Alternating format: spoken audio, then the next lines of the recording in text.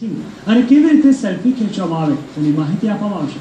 ખાસ વાત તો એ છે કે આ કોર્સ શરૂ કરવા માટે હાલ 16 વિદ્યાર્થીઓ તૈયાર થયા છે અને ધીમે ધીમે તે પ્રચલિત થઈ રહ્યો છે।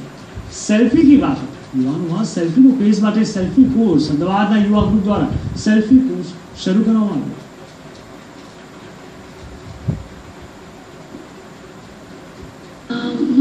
હું છે ને બુટ્ટી અને ફેશન બ્લોગર છું, એટલે મારે એવરીડે ઘણા બધા પ્રોડક્ટ્સની જોડે પિક્ચર્સ લેવાના હોય।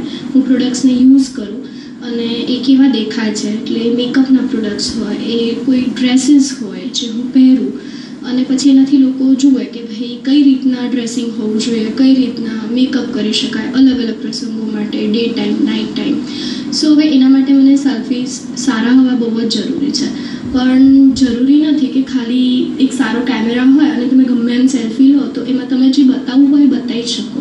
સો એના માટે લાઇટ બહુ જ ઇમ્પોર્ટન્ટ છે, કેમેરાના એંગલ્સ, તમે કેવી રીતના પિક્ચર્સ લો છો એ બહુ જ જરૂરી છે, તમે કયો મોડ વાપરો છો એટલે તમને તમારો કેમેરા પણ ખબર હોવો જોઈએ। મિસ્ટર રોબર્ટ કરીને એક છે, એમણે સેલ્ફી લીધો હતો 1839માં અને મિસ્ટર રોબર્ટ એ અમેરિકન હતા।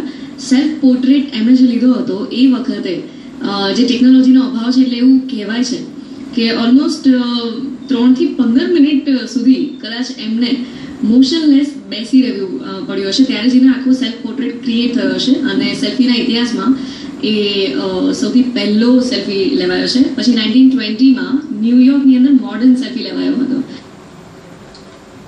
રાજની વેટ અને આર્ચનું